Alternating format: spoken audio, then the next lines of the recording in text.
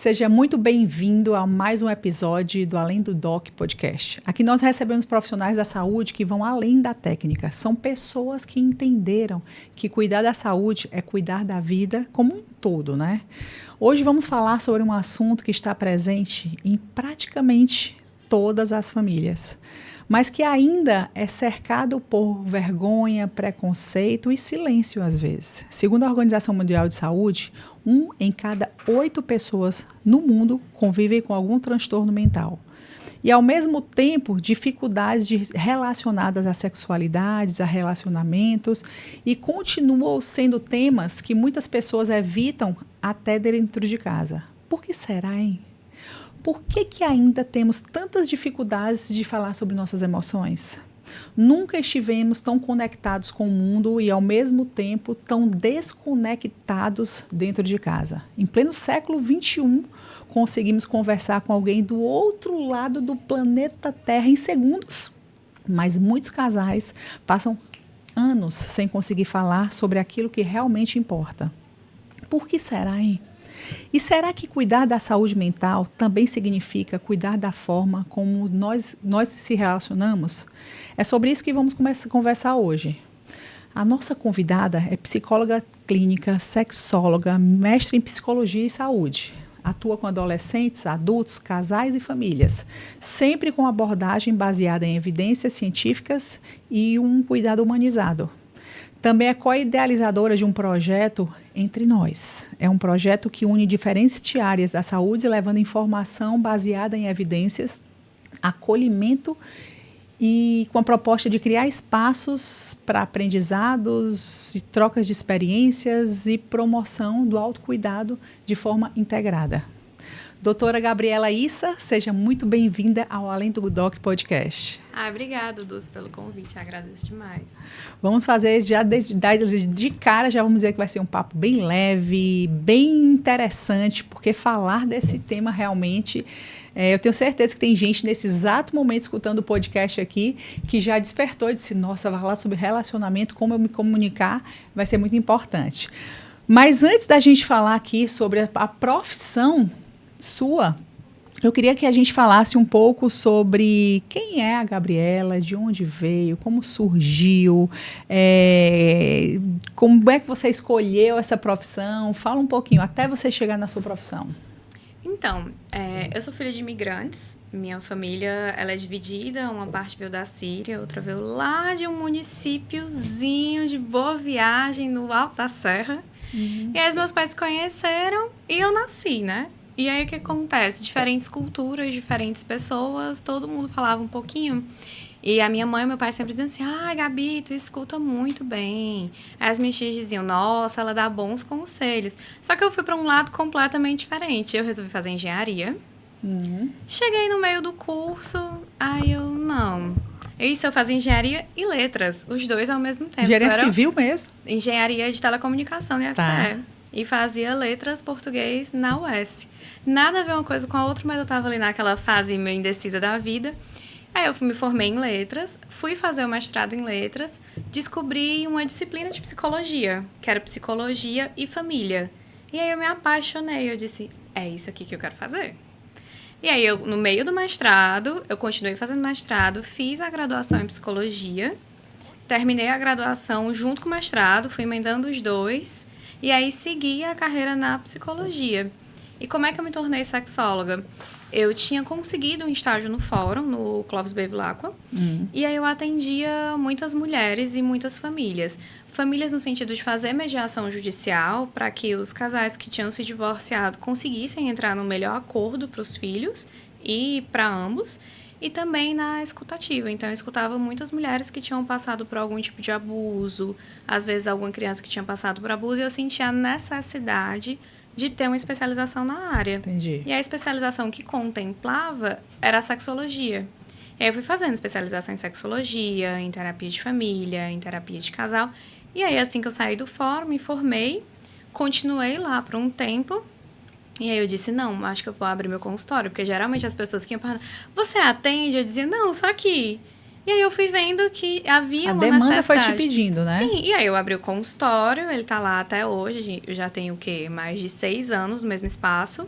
E hoje eu sou só psicóloga clínica e palestrante. As duas coisas. E todas as duas na área de sexologia, de terapia de casal, da psicologia clínica. Com o intuito de ensinar. Porque muitas vezes a gente tem acesso a esses conteúdos, mas é para melhorar a vida do outro. Às vezes é muito difícil você melhorar a sua própria vida com o conteúdo que você recebe. É sempre o outro, o outro, o outro. Como reconhecer tal coisa em outra pessoa. Como fazer tal coisa em outra pessoa. E aí não, tá errado. Interessante, é verdade. Você precisa ver em você. Porque no outro é muito fácil, mas em você mesmo. E aí foi quando eu idealizei o projeto Entre Nós. Eu e a Glenda, nós nos juntamos. Peraí. Não vamos falar sobre isso agora não, que a gente ainda tem muito até chegar lá. Eita, então tá, vou guardar o ouro. Gabi, vamos lá. Hoje vivendo numa sociedade cada vez mais conectada, né? Tudo é conexão. Como falar sobre sexo ainda? A gente vive a era no século XXI, falando tudo é livre. Mas ainda falar sobre sexo é um tabu. Por que isso? Às vezes você fala sexo com outra pessoa, mas você não tem coragem de falar dentro de casa, não tem coragem de falar. Como é isso? As pessoas têm muita vergonha. Tem vergonha de se descobrir e tem vergonha de falar o que descobriu para o outro. Então, quando eu tenho um casal, por exemplo, geralmente a mulher ela espera que o homem ele tenha muita experiência e ele guie. Porque ela aprendeu que era assim. E aí, quando você tem pais e adolescente, se eu descobrir quando eu era adolescente sozinho, ele vai dar um jeito de descobrir sozinho. É uma vergonha que falar de sexo é quase como se fosse uma coisa proibida, uma coisa que dá medo, uma coisa que você tem que falar assim muito... Não é uma coisa que você pode falar Mas abertamente. Isso é cultural? Você acha que isso é cultural aqui no Brasil? Ou existem locais que é mais fácil de se falar? Eu atendo pacientes fora do mundo. Então, eu noto que é uma coisa mundial, não é uma coisa só do Brasil. Eu tenho pacientes que moram na Europa, por exemplo. E eu geralmente atendo mulheres. E muitas delas dizem que não tem esse assunto em casa com os filhos. E elas são casadas com homens ou outras mulheres que são de outra nacionalidade. Eu tenho casais que são da Austrália, Nova Zelândia, lá também não é um assunto que se converse. Dos Estados Unidos também não é um assunto aberto. É como se fosse algo que só pudesse existir entre quatro paredes. Entendi. E dali não vai sair. E a gente tem que desmistificar isso, porque se a gente não conversa com os nossos filhos sobre sexo e a gente não conversa com os nossos parceiros sobre sexo, a gente fica muito limitado ao que o outro pensa, ao que o outro propõe. E a chance de você entrar num relacionamento ruim ou seus filhos entrarem em relações ruins que poderiam ser evitadas é muito grande. Justamente porque não tem essa conversa. Porque tem uma vergonha muito grande. É um tabu como se realmente não pudesse sair das quatro paredes a que ele pertence. Tem como se não pudesse, também tem um pouco de pecado, é um pouco de pecado você falar, você querer demais. Existe uma linha tênue bem ali, né? Do que é que pode fazer, parece que é pecado se você fosse descobrir. Existe isso? Vamos falar um pouco de sexo misturado com religião, na sua opinião. Em relação à religião, já foi um pouco mais desmistificado. Porque antigamente se dizia assim, masturbação é pecado, se tocar é pecado. Para poucas religiões isso ainda existe, mas para as outras houve uma abertura de que sim, precisa ter reconhecimento do corpo humano. Então o pecado se tornou mais um vício em pornografia ou uma relação sexual fora de uma relação a dois ali, um namoro, um noivado, um casamento. Essa questão de masturbação, ou do toque, ou de descobrir, ou de falar, já teve assim, uma assentada, já melhorou mais, tem um pouco mais de leveza para algumas religiões. Principalmente porque a nova geração, essa geração aí que tem entre 15 e 25 anos, eles já não se importam mais com a opinião da religião. Então, é a geração dos 25, 28 mais, é que tem um grau maior de importância em relação à religião e sexo. Então, a geração mais nova, ela vem desmistificando isso, de que eu preciso reconhecer o meu corpo. Porque se eu não reconhecer o meu corpo, eu fico vulnerável. Então, a religião ela já não impacta mais nisso. O que ela pode impactar é numa questão de ter uma relação sexual como é que eu posso dizer? Sem ter uma relação de vinculação maior, como um namoro, um noivado, um casamento. Não ser uma relação sexual de uma noite só. Tá. E aí a religião, ela tem um impacto nisso. Mas ter uma relação sexual com um namorado já é ok para essa geração mais nova. Já para a geração mais velha, ali dos 28 aos 38 anos, ela é um pouco dúbia, tem uma dualidade. É como se ela tivesse dividido. Uma parte das pessoas não se importam mais com esse peso que a religião impõe, e uma outra parte de pessoas ainda dá um grau de importância muito grande, principalmente porque falta conhecimento. Entendi. Porque entende que se fizer isso, se eu tiver relação sexual fora do casamento, se eu falar sobre sexo fora de um casamento, de uma relação, existe uma promiscuidade. E eu não quero ser promíscua, eu não quero ser promíscua. Então, eu não vou falar sobre isso. E as pessoas que falam sobre isso são promíscuas. Por isso que teve essa divisão, essa ruptura. E as pessoas que já estão ali dos 40 mais, elas não conversam. É muito difícil você ter pessoas que conversem. Geralmente, quando há uma conversa, é entre mulheres ou entre homens. Que faixa é essa que você falou? A partir dos 40. Entendi. É como se fosse um grupo de amigas que está ali reunido, e aí uma fala para a outra, e aí a outra fala para a outra, e elas dividem entre elas. Mas aquilo não sai daquele grupo. Uhum. E com os homens a mesma coisa. Eles dividem entre eles, mas não sai do grupo. É como se fosse estreitando os laços à medida que a gente vai olhando cada geração. Quanto mais velha a geração é, mais difícil se falar sobre esse assunto abertamente. Entendi. Muitas pessoas elas acreditam que procurar terapia significa ser fraco, tá fraco. Em que momento uma pessoa ou um casal deve procurar estar perto de você, falar com você? O que é que ela deve estar sentindo assim para melhorar? Quando é um casal, porque é diferente, individual é casal. Quando é casal, eu brinco muito assim. Olha, quando vocês vão casar, vocês não procuram a igreja, o templo, aí tem o encontro de casais, a conversa com o padre, com o pastor. Vão conversar comigo? Tá. Que a gente vai fazer sessões específicas para antes de casar. Aquele problema que a gente tem quando casa. Que às vezes é o que acontece, né? O marido, a esposa, enfim, o outro parceiro, ele fica ali grudadinho com você. Aí você tá assim, meu Deus, eu estou sufocada. Eu preciso de um momento de paz. A gente resolve isso antes disso acontecer. Aquela briga de quem vai lavar a louça hoje? De quem é a responsabilidade de pagar a conta? E o dinheiro? O seu dinheiro é meu dinheiro é seu dinheiro, o nosso dinheiro, cada dinheiro é separado, esse dinheiro é junto. Como é que a gente faz? E filho? Porque eu quero ter filho agora. Não, porque eu quero filho depois. E geralmente os casais, eles só conversam sobre isso depois que casa. Então começa a ter um monte de briguinhas que a gente chama briguinhas bobas, tolas, que se tornam brigonas ao ponto do casal se distanciar e se separar. Então eu brinco muito, olha, antes de casar, vamos lá na Gabi pra gente fazer um planejamento familiar, doméstico, financeiro, porque o casal ele precisa ter esse planejamento antes de casar. Porque muitas vezes essa conversa faz com que o casal decida se eles querem continuar ou não. Porque é um casal que ele pensa muito diferente, tem poucas chances de dar certo.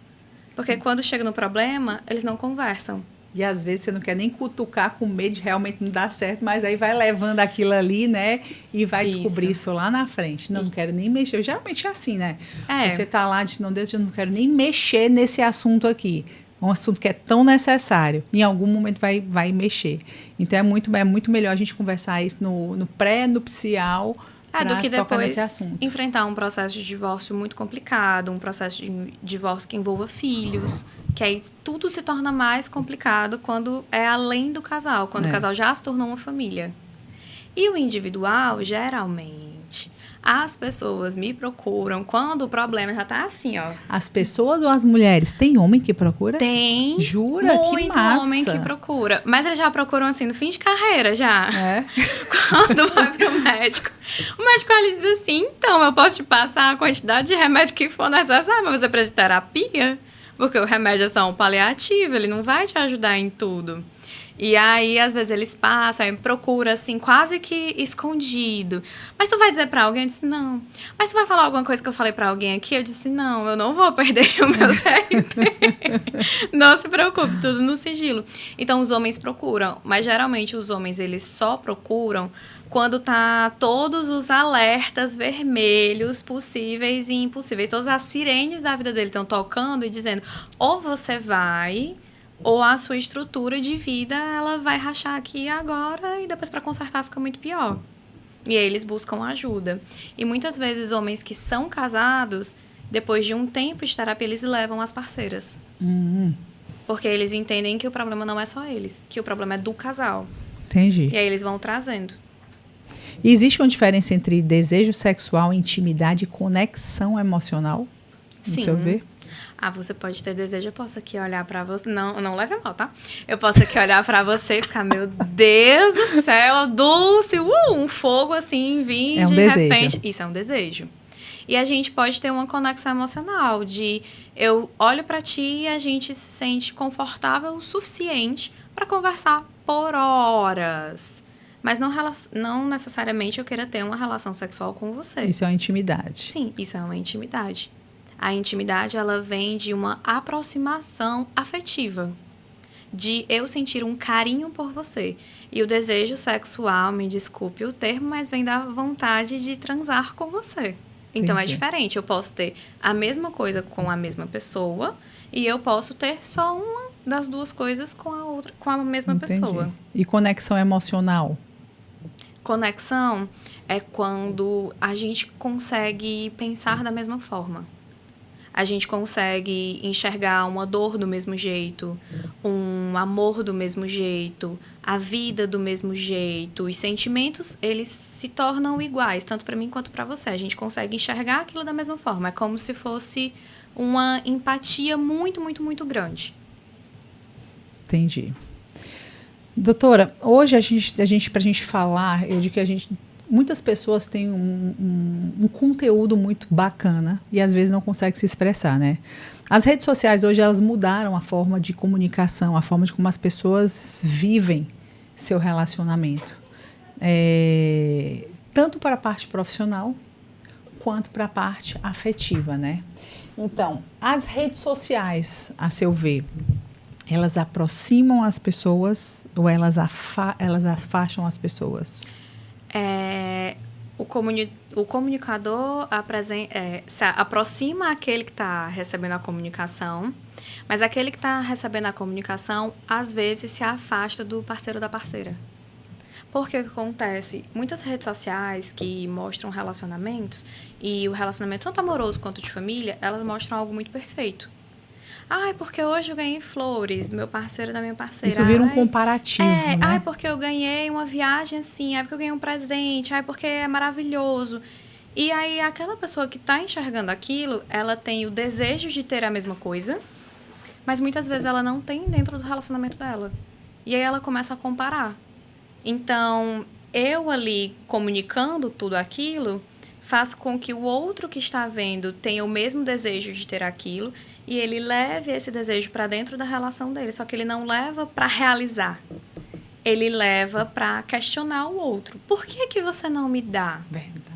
Ai, porque você tá vendo? Ó, eles viajam sempre. A gente não faz isso. Uma mudança de ângulo.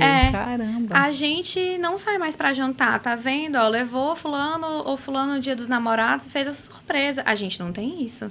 Ai, porque fulana ganhou flores. Eu nunca ganhei flores. Ai, porque cicrana ganhou, sei lá, um anel de brilhante noivado. Ó, o meu anel, como é pequeno. Onde ela deveria se comportar como? Onde a gente deveria dizer assim, a gente podia sair para jantar hoje, né? Ou já ir, né? Então, cara, eu tô vendo ali, realmente, eu nunca tinha olhado por esse ponto, doutora Gabriela. Então, se eu tô olhando ali, realmente a gente vê naquela cobrança, né? Diz que, meu parceiro, minha parceira nunca fez isso comigo. Ao invés de eu olhar e não questionar, eu disse assim, agora eu vou ser a pessoa que vou fazer aquilo ali, né? Sim, de criar. De criar. E de conversar, dizer, olha, sabe o que eu vi? Eu vi fulano ciclano viajando, faz tanto tempo que a gente não viaja, a gente podia viajar juntos, vamos montar uma viagem juntos? Porque às vezes também o outro fica esperando você fazer tudo. E aí, se você sempre fizer tudo, você fica cansado, porque você nunca recebe nada em troca.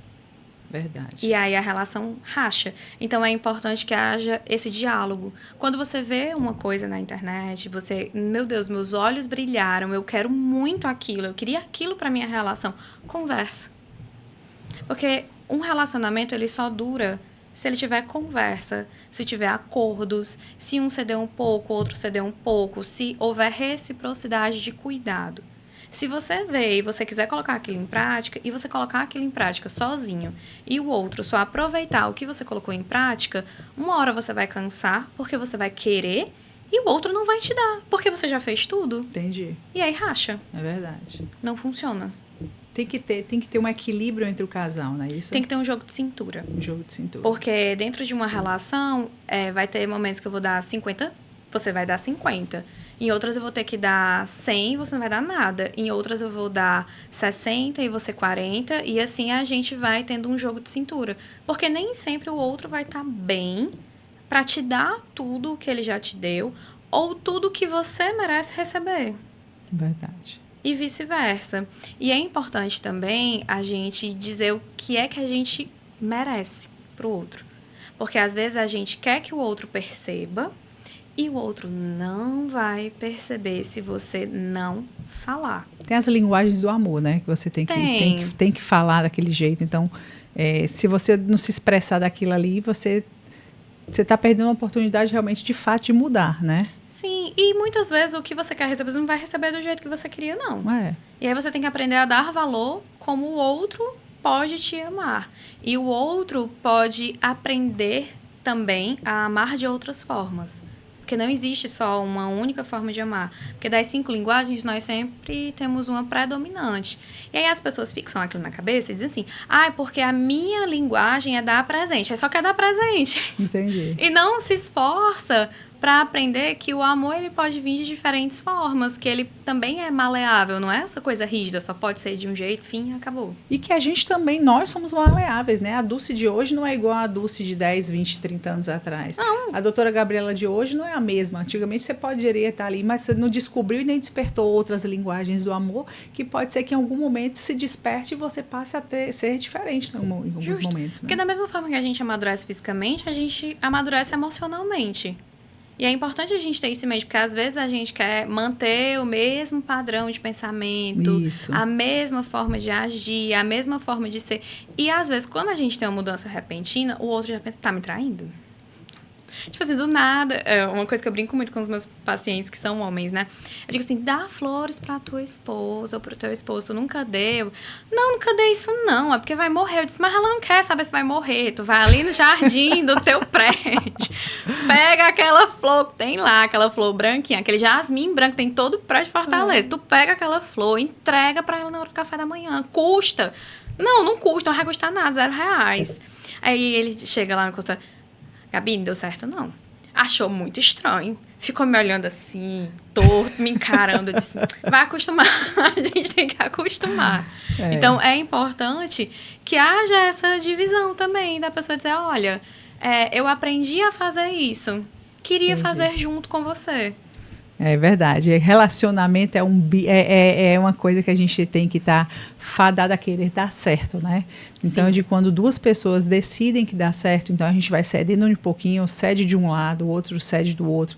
Existem momentos que um tá bem, como você falou, existem momentos que um tá bem melhor, o outro tá ruim. Esse aqui tem que entender que naquele exato momento eu tenho que dar apoio, porque a vida é cíclica, daqui a pouco um tá melhor e o outro tá pior, e assim a gente vai se encaixando. E uma coisa que eu digo também sobre relacionamento, que eu já tive um casamento de 20 anos, hoje eu tô em um outro relacionamento, é de que nada é para sempre.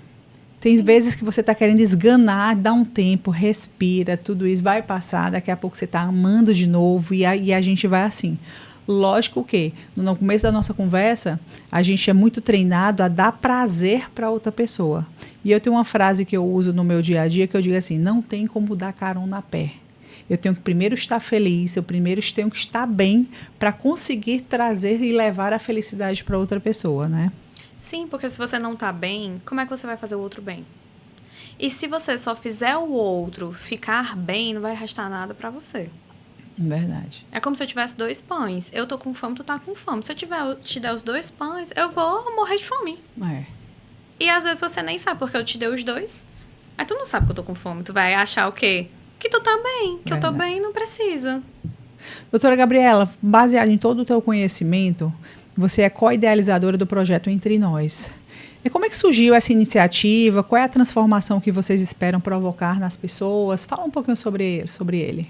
Eu estava numa conversa com a Glenda, que é a minha parceira, que ela é fisioterapeuta pélvica, e a gente estava conversando sobre mulheres. E a gente disse assim, nossa, porque tem o influencer X, o influencer Y, mas eles só explicam a fazer um sexo bom para outra pessoa, ensinar posições que são boas para outra pessoa, uma técnica de masturbação para outra pessoa, uma técnica de sexo para outra pessoa.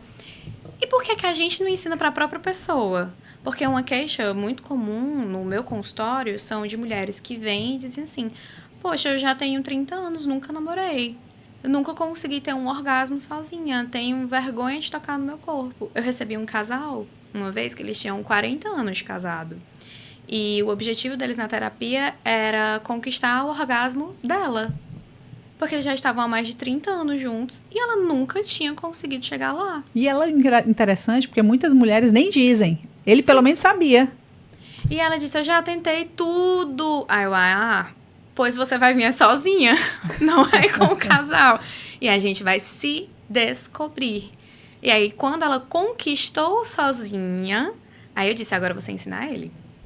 Aí ela ensinou o jeito que ela sentia prazer e não o jeito mirabolante que eles já tinham estudado em todos os cantos de fazer o outro sentir prazer.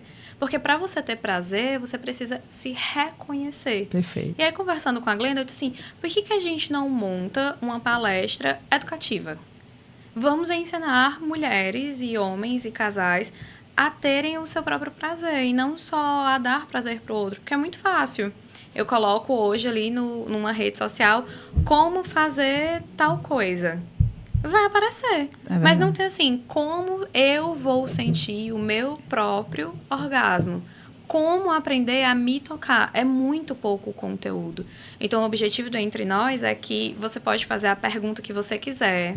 Nós não vamos achar ela esdrúxula. Você pode ali, a gente envia, né, para os participantes a possibilidade deles perguntarem antes da palestra. Nós lemos todas as perguntas, algumas perguntas que são muito, muito, muito pessoais, a gente responde no privado da pessoa que enviou, e todas as outras vão para a palestra.